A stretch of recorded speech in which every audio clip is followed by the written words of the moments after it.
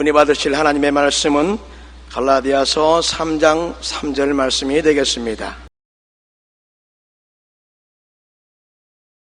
너희가 이같이 어리석으냐? 성령으로 시작하였다가 이제는 육체로 마치겠느냐? 아멘.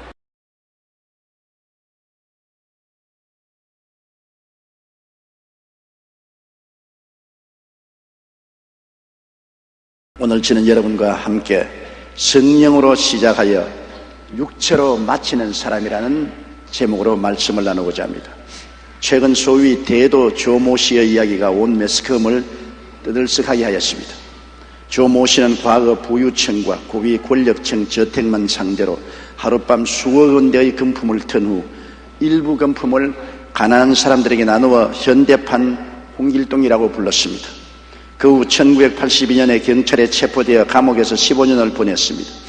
1998년 11월에 출소하여 독실한 기독교 신자가 되어 새 삶을 시작하고 결혼도 하고 한 경비업체에 취직도 하고 착실한 신앙생활을 하다가 2000년 11월 간정차 일본에 갔다가 빈집에 들어가 금품을 털다 경찰이 쏜 총에 맞아 검거되어 징역 3년 6개월의 선고를 받고 복역하다 지난해 3월에 석방 귀국했습니다. 그런데 귀국 후 또다시 좀도둑으로 변해 모 치과 이삿집을 털다가 경찰에 잡히게 되었습니다.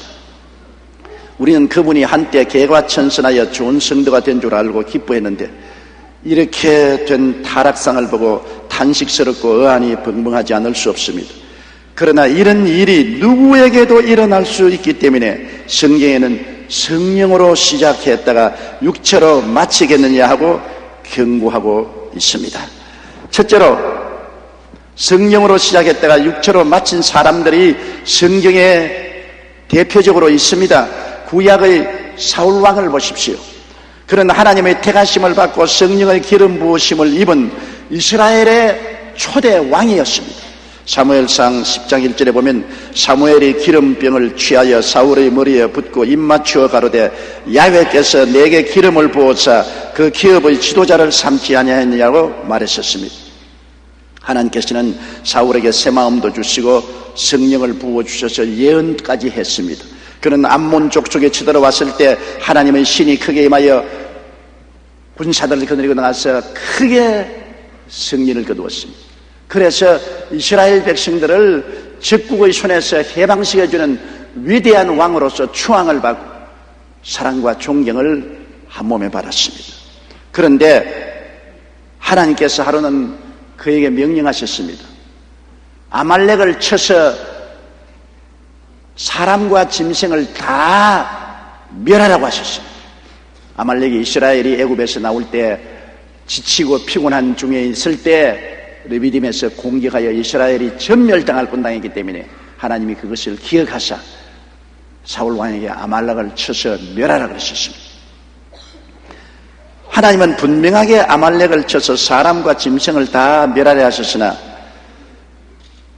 사울은 살찐 짐승을 살려서 끌어오고 아말렉 왕 아각을 사로잡아 왔습니다. 하나님 명령에 거역했습니다. 사무엘상 15장 8절로 9절에 보면 아말렉 사람의 왕 아각을 사로잡고 칼날로 그 백성을 진멸하였을 때 사울과 백성이 아각과 그 양과 소의 가장 좋은 것 또는 기름진 것과 어린 양과 모든 좋은 것을 남기고 진멸시키기를 절개 아니하고 가치 없고 낮은 것만 진멸하니라. 육신의 정욕을 이기지 못했습니다. 그 짐승에 기름지고 살찐 것에 대한 욕심을 버릴 수가 없어서 하나님이 다 멸하라고 했는데도 짐승의 기름지고 살찐 것은 다 끌고 돌아오게 된 것입니다. 그는 탐욕의 노예가 되었습니다. 그래서 하나님 명령을 거역했습니다. 그는 또한 안목의 정욕의 시험에 빠졌습니다. 자기 과실을 위해서 아말렉 왕을 살려 끌고 오며 자기를 위하여 비를 세웠습니다. 옛날에는 전쟁에 이기면 적군의 왕과 그 가족들과 포로들을 끌고 모든 사람들이 보는 앞에서 행진을 해오면 사람들이 박수가 할지했습니다. 여기에 사울도 자기의 공로를 세우고 모든 백성 앞에서 전승을 기념하기 위해서 아각을 끌고 왔습니다. 하나님은 죽이라고 했는데 자기의 과실을 위해서 안목의 정욕을 만족하기 위해서 아말렉의 왕 아각을 살려서 데리고 왔습니다. 그리고 사무엘상 15장 12절에 보면 사울이 갈멜에 이르러 자기를 위하여 기념비를 세우고 돌이켜 행하여 길갈로 내려갔다 하는지라. 하나님의 은혜로 전쟁에 승리했는데 왜 자기 기념비를 세웁니까? 자기 기념비를 세우는 것 하나님이 굉장히 미워하십니다. 교만입니다. 그리고 그는 이생의 자랑의 시험에 빠졌습니다. 세상 부귀의 권세 때문에 하나님의 말씀을 불신앙하고 불순종했습니다. 세상이 들어와서 세상을 사랑하다가 하나님을 저버리고 마는 것입니다. 사무엘상 15장 22절로 23절에 사무엘이 가로되 야훼께서 번제와 다른 제사를 그 목소리 순종하는 것을 좋아하심 같이 좋아하시겠나이까. 순종이 제사보다 낫고 듣는 것이 수양의 기름보다 나으니 이는 그여가는 것은 사술의 죄와 같고 완고한 것은 사신 우상에 절하는 죄와 같음이라. 왕이 야훼의 말씀을 버렸으므로 야훼께서도 왕을 버려 왕이 되지 못하게 하셨나이다. 하나님이 심판하셨습니다. 그 뒤로 사울 왕에게 성령이 떠나고 악신이 붙어서 큰 고통을 당하고 괴로웠습니다. 그 다음에는 블레셋과의 전쟁에서 사울은 그 아들 셋과 함께 나가서 모두 다 전사하고 마는 것입니다. 그는 성령으로 시작했다가 육체로 마친 구약의 대표적인 인물인 것입니다. 하나님의 성령의 기름 부음을 받았다가 나중에는 악령에 사로잡힌 대표적인 인물이 된 것입니다. 우리는 신약의 가룟 유다도 똑같은 정황을 볼 수 있습니다. 12제자를 선택할 때 그 12제자 중에 가룟 유다는 가장 지혜 있고 총명하고 열심 있는 제자였습니다. 예수님이 사랑하셨습니다. 다른 모든 제자들보다도 두각을 나타내는 사람이었습니다. 그러나 그는 예수님의 제자로 있으면서 주님이 얼마나 신뢰하셨기에 그에게 돈꾀를 맡겼습니다. 재정을 맡겼습니다. 정직하지 않은 사람에게 재정을 맡기지 않습니다. 주님은 신뢰하시고 재정을 맡겼습니다.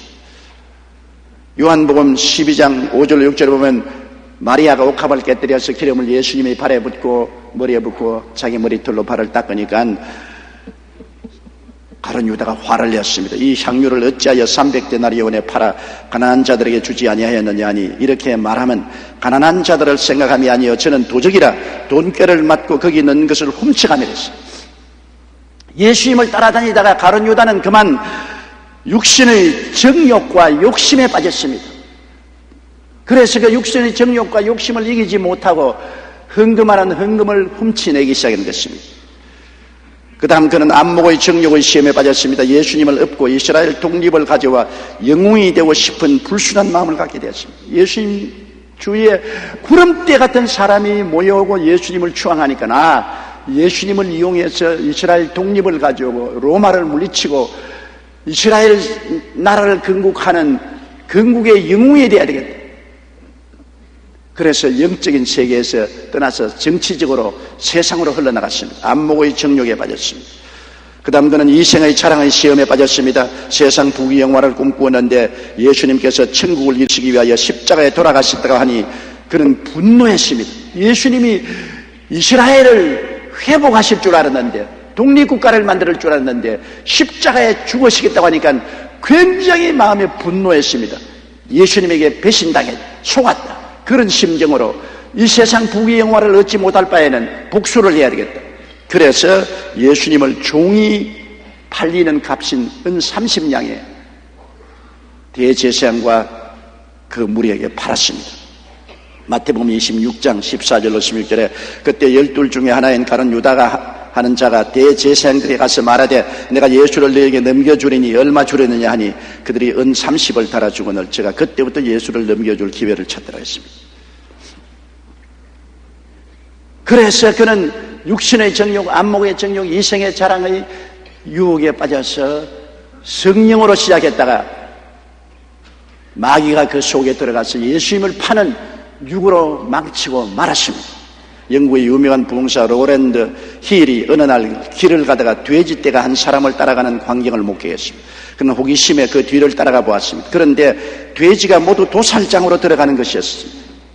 힐 목사님은 돼지를 이끌고 온 사람에게 어떻게 이런 일이 가능했냐고 물었습니다. 그러자 그 사람은 이렇게 대답했습니다. 그건 아주 쉽습니다. 콩이 담긴 바구니를 가지고 걸으면서 콩을 조금씩 떨어뜨리면 됩니다. 그러면 돼지들이 그 콩을 주워 먹는데 정신이 팔려서 자신도 모르게 도살장 안으로 얌전하게 다 따라 들어옵니다. 마귀의 수법도 마찬가지입니다. 항상 성도들 주위를 맴돌면서 육신의 정욕, 안목의 정욕, 이 세상 자랑이라는 콩을 떨어뜨립니다. 경계하지 않고 주워 먹는 사람은 파멸로 이끌어가는 것입니다. 에밀 졸라는 나나 중에서 쾌락은 가장 완전하게 인간을 파멸시킨다고 그런 말했었습니다. 둘째로, 항상 마귀는 우리 주위를 감돌고 있습니다. 한번 마귀가 우리를 놓치고 난 다음 안타까워해서 우리를 도로 잡으려고 쉬지 않고 우리 주위를 맴돌고 있습니다. 그렇기 때문에 성경에는 경청하라 깨어라 너희 대적 마귀가 오는 사자같이 두루 상기며 삼킬 자를 찾나니 너희는 믿음을 굳게 하여 저를 대적하라 했습니다. 가장 큰 문제는 사울 왕도 마귀의 육신의 정욕, 안목의 정욕, 이 세상 자랑으로 유혹할 때 대적을 안 했습니다. 가룟 유다도 마귀의 유혹에 대적을 안 했습니다. 술술 따라갔습니다.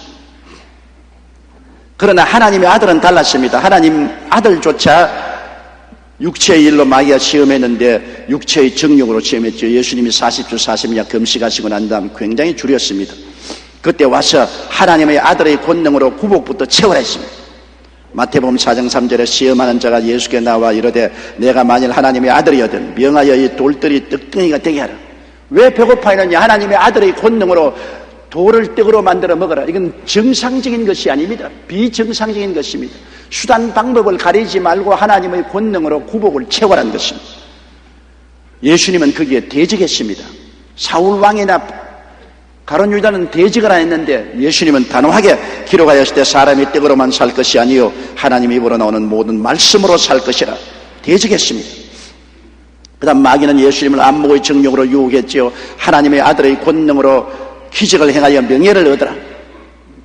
이 세상에 명예가 얼마나 좋냐. 모든 사람이 추앙하고 따를 것인데 하나님의 아들의 권능으로 기적을 행해서 명예를 얻으라. 마태복음 4장 5절로 6절에 이에 마귀가 예수를 거룩한 성으로 데려다가 성전 꼭대기에 세우고 가로되 내가 만일 하나님의 아들이거든 뛰어내리라. 기록하였을 제가 너를 위하여 그 사자들을 명하시리니 저희가 손으로 너를 받들어 발이 돌에 부딪히지 않게 하리로다 했느니라. 그때 예수님은 기록하였을 주 너희 하나님을 시험치 말라 대적했습니다. 그대로 받아들이지 않았습니다. 그러자 마귀는 마지막으로 이성의 자랑으로 시험했습니다. 마귀에게 절하고라도 세상 부귀 권력 영화를 취하라고 했습니다. 마태복음 4장 8절로 9절에 마귀가 또 그를 데리고 지극히 높은 산으로 가서 천하 만국과 그 영광을 보여 가로되 만일 내게 엎드려 경배하면 이 모든 것을 내게 주리라. 세상 부귀 영화 공명이 얼마나 좋으냐. 하나님 믿고 신령한 걸 따라가는 것보다도 세상 부귀 영화 공명을 취하라. 내게 절하면 내 다 주겠다. 많은 사람이 저기 와서 묻습니다. 예수 안 믿는 사람도 왜 부귀 영화 공명을 누리고 잘 사느냐. 마귀도 자기를 따르는 사람에게 세상의 부귀 영화 공명을 줍니다. 그 부귀 영화 공명을 통해서 하늘로 가는 길을 막아버리고 하늘에 가는 영적인 눈을 빼앗아버리고 지옥으로 끌고 가는 것입니다. 잠시 있다 사라지는 부귀 영화 공명을 취하고 난 다음 지옥의 영원한 희생물이 되고 마는 것입니다. 예수님께서는 여기에 단호하게 대적했습니다. 사탄아 물러가라. 기록하였을 때 주 너희 하나님께 경배하고 다만 그를 섬기라 하였느니라. 마귀의 시험이 안 오는 것 아닙니다. 여러분에게도 다 오는 것입니다. 예수님은 말씀으로 대적을 했고 사울도 대적 안 하고 가룟 유다도 대적 안 하고 순순히 따라갔었어요. 조모시가 당한 시험도 바로 이것인 것입니다. 예수님과 다른 것은 조시는 마귀를 대적하지 않았기 때문인 것입니다. 조시가 만일 마귀를 공개적으로 대적했으면 오늘날 타락하고 온 매스컴에 도배를 하지 않았을 것입니다. 그는 육신의 정욕에 시험을 받았습니다. 마귀가 와서 야 쉽게 돈 버는 것은 덕질이 최고다. 땀 하나 흘리고 나무 담 뛰어넘어가서 훔치는 것 쉽게 돈 버는 것이 아니냐. 쉽게 돈 번다는 것은 굉장히 힘이 듭니다. 어느 자매님이 한번 저에게 신앙상담을 왔는데 그 자매니 한 말이 자기는 시골 출신으로서 서울에 와서 어느 공장에서 직공으로 일을 하는데 뼈 빠지게 일을 해봤자 겨우 자기 하숙비 지불하고 자기 화장하고 뭐 그런 데 돈을 쓰고 나면 얼마 남는 것이 없고 조금 남는 것은 시골로 부모님을 양육하기 위해서 보낸다는 것입니다. 그런데 자기 친구 중에 어떤 사람이 몸을 팔게 되었는데 자기에게 와서 말이, 그렇게 쉬울 수가 없다. 하루 저녁에 잠시 지나면 몇만 원씩 손에 들어온다. 고생하지 않고 돈을 벌 수 있다. 그 돈의 유혹에 빠져서 자기도 공장을 그만두고 몸을 팔게 되었다는 것입니다. 그런데 과연 쉽게 돈을 벌었다는 것입니다. 고생하지 아니하고 한 달 내내 공장에서 일하는 돈을 하루 저녁에 벌었다. 그는 한 달만 있다가 나가야지, 그 다음 또 한 달만 있다가 나가야지, 한 해만 더 벌고 나가야지, 두 해만 더 벌고 나가야지, 그렇게 하면서도 그 유혹에 끈질기게 끌려 들어가서 발을 뽑지 못하고 이제는 완전히 창녀가 되었는데 어찌하든지 이곳에 나오기 위해서 그 예수 믿는 친구의 인도를 통해서 교회에 찾아왔습니다. 그는 내게 한 말이, 목사님 말이 쉬워 그렇지 도저히 이곳을 떠날 수가 없습니다. 내가 다시 옛날에 공장에 가서 일할 생각은 초도 없습니다. 쉽게 돈을 벌었기 때문에 이것이 내 마음을 사로잡아서 이 정도의 돈을 벌 수 있는 처소를 발견하기 전에는 이곳을 떠나는 것이 힘듭니다. 제가 기도는 해 주었습니다만 그가 눈물을 흘리면서 고백합니다. 조씨가 당한 유혹도 마찬가지입니다. 육신의 정욕에 사로잡혀서 쉽게 하루 저녁에 몇 억씩 물건을 훔쳐서 돈을 벌었는데, 너 또다시 돈을 벌려면 그렇게 쉽게 벌어라. 마귀의 유혹에 저항하지 못했습니다. 그는 안목의 정욕에 넘어갔습니다. 왜냐하면 절도 전문가이니 문제없다고 마귀가 말합니다. 야, 너같이 절도 잘하는 사람이 어디 있냐? 누구 떡막기다. 너는 완전한 전문가가 아니냐? 그러므로 절도로서 잔뼈가 굵은 너가 까짓것 뭐 담는 게 문제냐? 절대 잡히지 않는다. 그는 이미 자기 나이가 70에 가까운 것을 몰랐습니다. 젊을 때처럼 날렵하게 담을 뛰어넘지도 못하고 도망치지도 못해요. 그럼에도 불구하고 마귀는 교만을 부추겼습니다. 너는 절도 전문가요. 너는 제비같이 날라서 담을 뛰어넘고 창문을 뚫고 들어갈 수 있다. 그래서 자기 도취의 쾌감의 노예가 되었습니다. 그리고 마귀의 이생의 자랑에 끌려 들어갔습니다. 너는 소위 대도요, 의적이요, 홍길동과 같은 사람 아니었나? 모든 사람들이 너를 대도라 그랬다. 너는 홍길동 같은 사람이다. 너는 의적이다. 보통 놈이 아니다. 아주 유명하고 놀라운 사람이다. 다시 그 기분을 내보라. 다시 대도가 되어보라. 이래서 부축에 올랐습니다. 자기를 영웅시했었습니다. 여기에 빠져들어갔을 것입니다.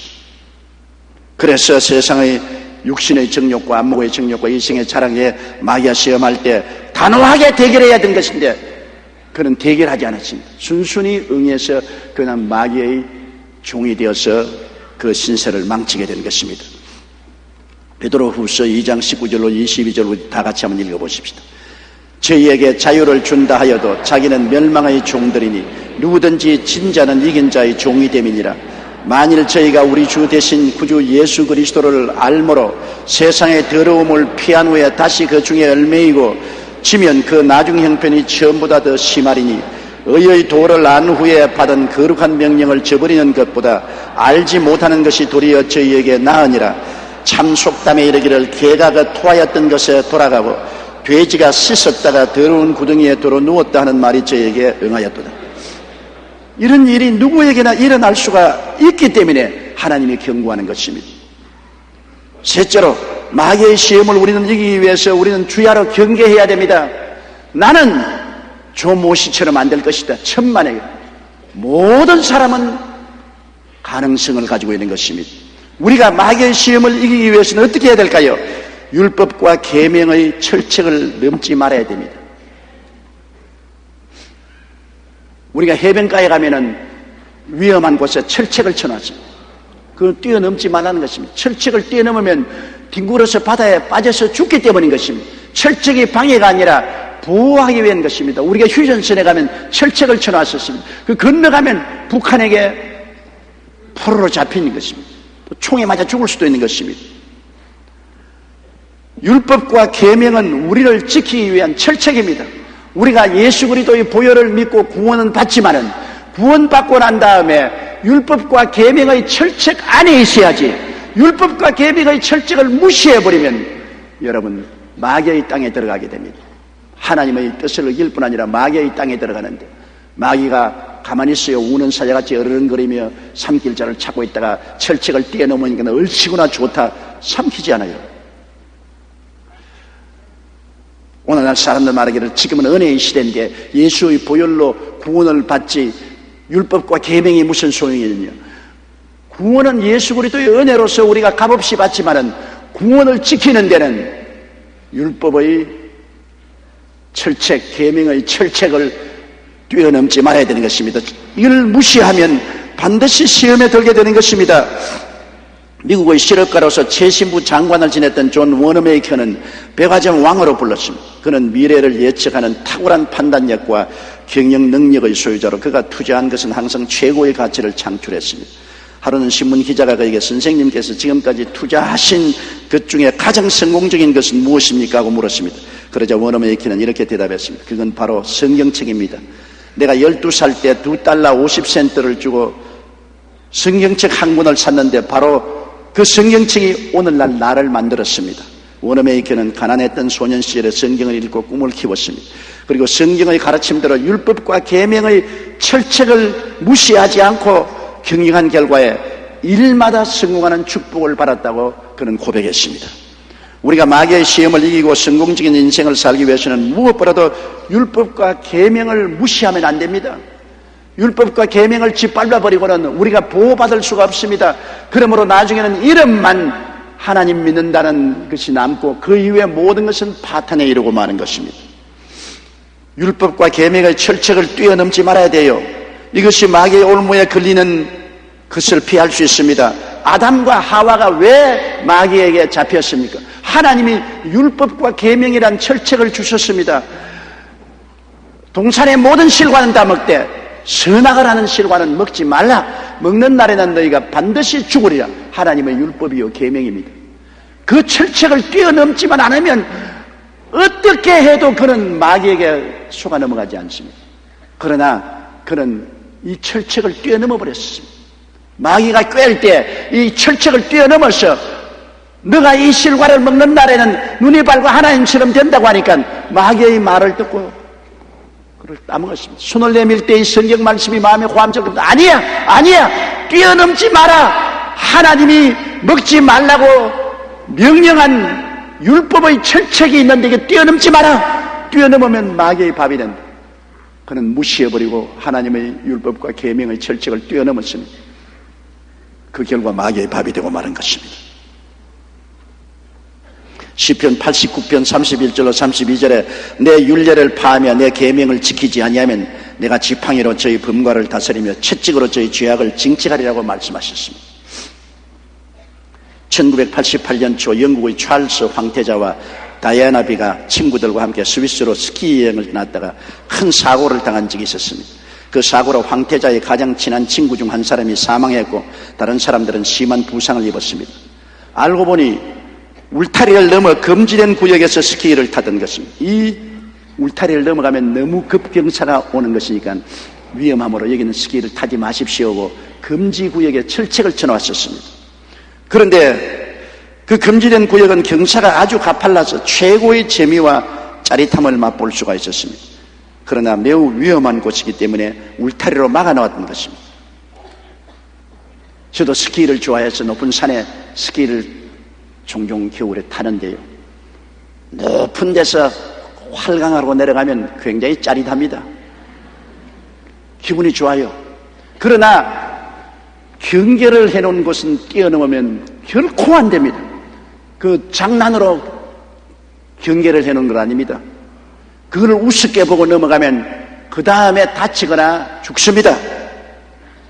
바로 찰스 황태자와 다이애나 비와 그 친구들이 건너가지 말라는 경계의 울타리를 넘었다가 사고를 내서 친구 한 사람은 죽고 다른 사람은 크게 부상당했었습니다. 울타리를 넘지 않았다면 그와 같은 사고는 당하지 않았을 것입니다. 신앙생활에서도 마찬가지입니다. 율법과 계명의 철책을 무시하고 이 철책선을 넘으면 반드시 마귀의 올무에 걸리게 되는 것입니다. 나는 안 걸린다, 나는 갖다가 없다, 천만에요. 하나님이 세워놓은 율법과 계명의 울타리를 넘으면 반드시 마귀의 밥이 되는 것입니다. 대도 조 아무개도 하나님의 철칙은 뭐라고 말합니까? 도적질하지 말라. 하나님의 율법이요 계명인 것입니다. 철칙입니다. 그 뛰어넘으면 그 다음에는 마귀의 밥이 되는 것입니다. 내 이웃을 탐하지 말라. 내 이웃의 아내나 남종이나 여종이나 소나 낙이나 아무것도 탐하지 말라. 나무꾼 탐했다가 그 계명의 울타리를 뛰어넘은 결과로 파탄에 이르게 된 것입니다. 우리의 신앙생활에 율법과 계명은 절실히 필요한 것입니다. 우리의 마음속에 율법과 계명을 새기고 그 철책을 무시하거나 뛰어넘지 않는 여러분 되시기를 주의 이름으로 축원합니다. 그리고 항상 말씀을 듣고 읽고 기도하여 영적으로 소생하고 성령님과 교통하여 육체의 소욕을 대적해야 되는 것입니다. 하나님 말씀을 늘 읽고 성령에 충만하고 영적으로 살면서 육체의 유혹이 오면 대적을 해야 돼요.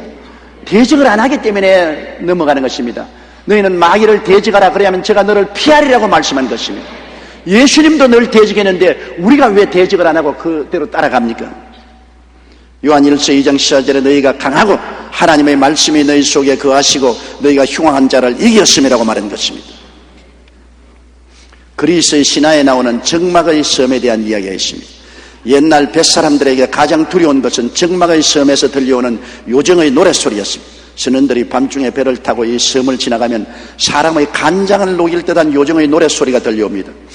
그 노랫소리에 귀를 기울이다 보면 저도 모르게 한 사람씩 바닷물로 뛰어듭니다. 그래서 아침이면 선원들은 모두 빠져 죽고 빈배만 둥둥 떠다니는 것입니다. 그런데 유독히 한 배는 적막의 섬을 지나다니면서도 희생자가 한 사람도 없었습니다. 사람들이 그 비결을 묻자 선장은 끌끌 웃으며 이렇게 말했습니다. 비결은 간단합니다. 우리는 요정의 노래소리가 들리기 시작하면 그보다 더 큰 소리로 우리의 노래를 부릅니다.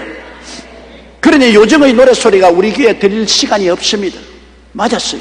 세상에 유혹이 들어오면 우리는 더 크게 기도하고 찬송하고 말씀을 시인함으로 세상의 유혹의 소리가 우리 마음에 들릴 겨를이 없는 것입니다.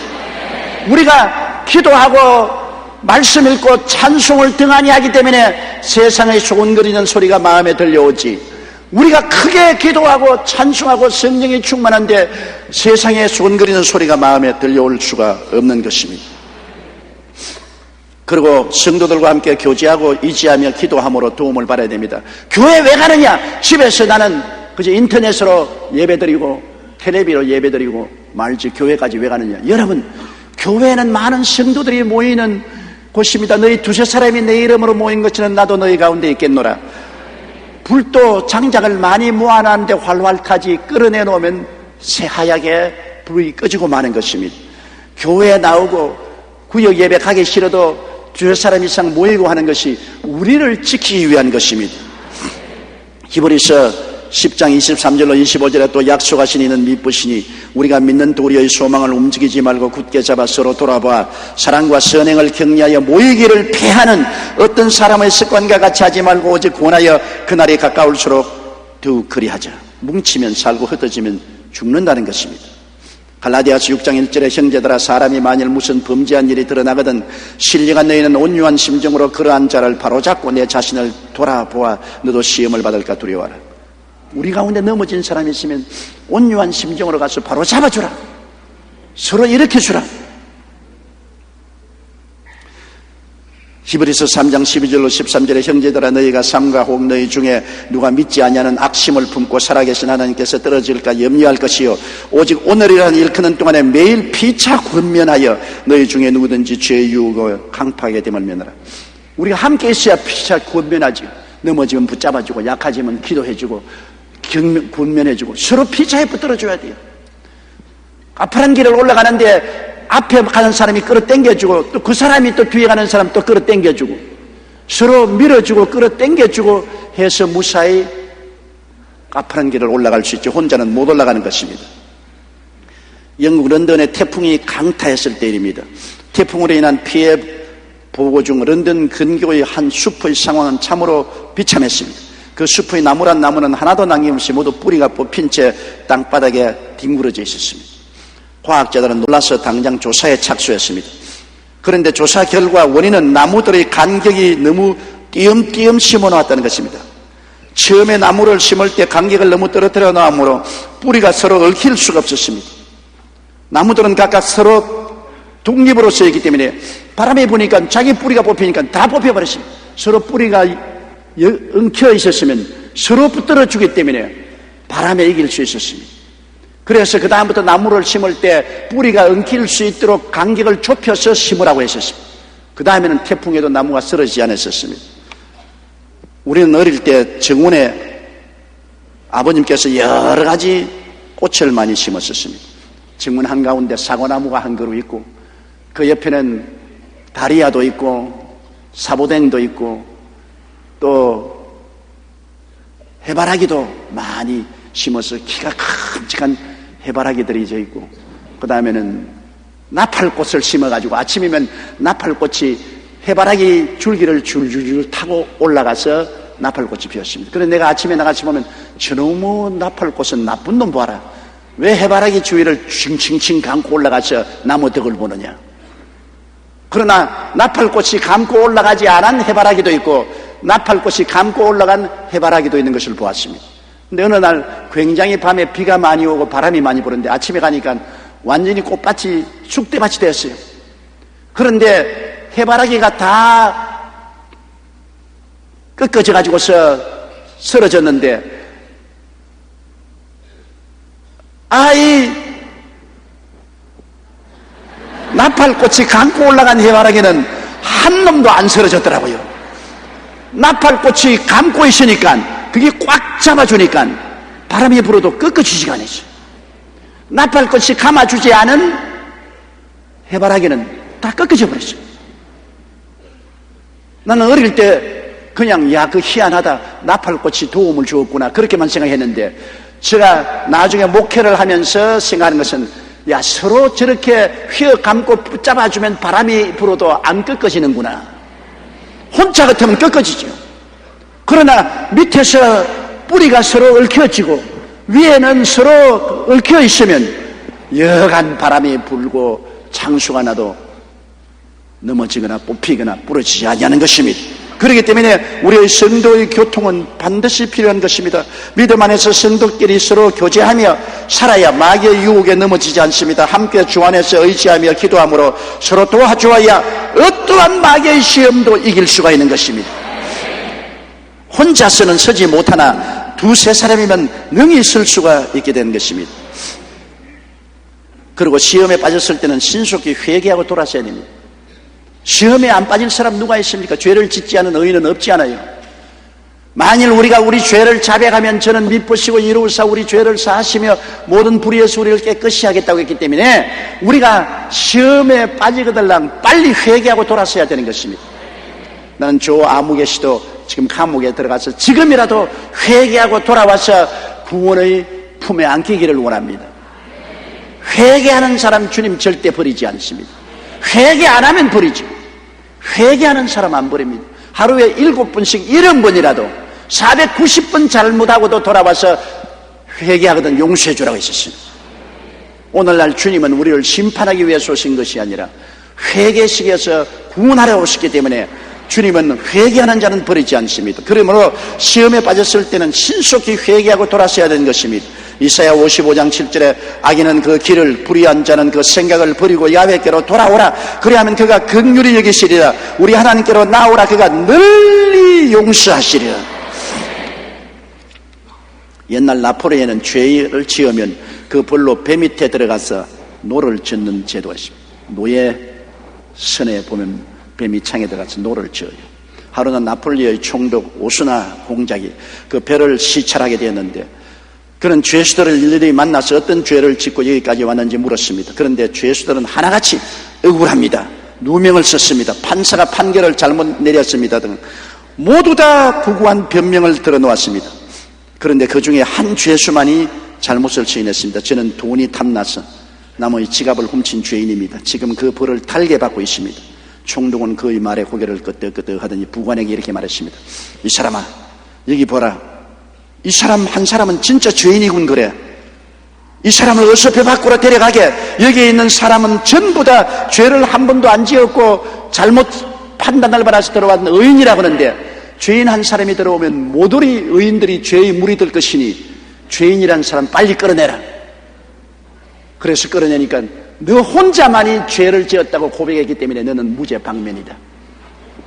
저 밑에 사람은 한 사람도 죄인이라고 고백하지 않기 때문에 그들은 자기의 분한대로 벌을 받아야 될 것이다. 그래서 죄를 고백하는 이 사람은 용서를 받아 무죄방면되었다는 그 옛날 이야기가 있습니다. 여러분, 조시의 이야기는 남의 이야기가 아닙니다. 우리 한 사람 한 사람의 이야기입니다. 우리 모두가 경계하지 않으면 똑같은 마귀의 시험에 빠져 범죄하게 됩니다. 더구나 과거 깊은 죄악의 늪에서 빠져나온 사람은 꼭 그 마귀가 인격적인 약점을 알고 찾아와 유혹하는 것입니다. 여러분 보세요. 자동차 사고가 난 곳은 1년에 꼭 그 자리에 사고가 납니다. 불난 곳에 또 불이 납니다. 마귀가 찾아옵니다. 성경에 보면 귀신이 나간 이후에 물 없는 사막으로 돌아다니다가 다시 자기 나온 곳으로 찾아 들어왔다고 말하는 것입니다. 마귀가 나갔다가 도로 찾아옵니다. 더구나 과거의 깊은 죄악의 늪에서 마귀의 포로됐던 사람은, 마귀가 그 사람의 약점을 잘 알기 때문에 그 약점으로 얽어매기 위해서 꼭 찾아오게 되는 것입니다. 우리는 항상 그러므로 마귀를 못 들어오게 하려면 철책을 쳐야 되는 것입니다. 그 철책이 율법과 계명입니다.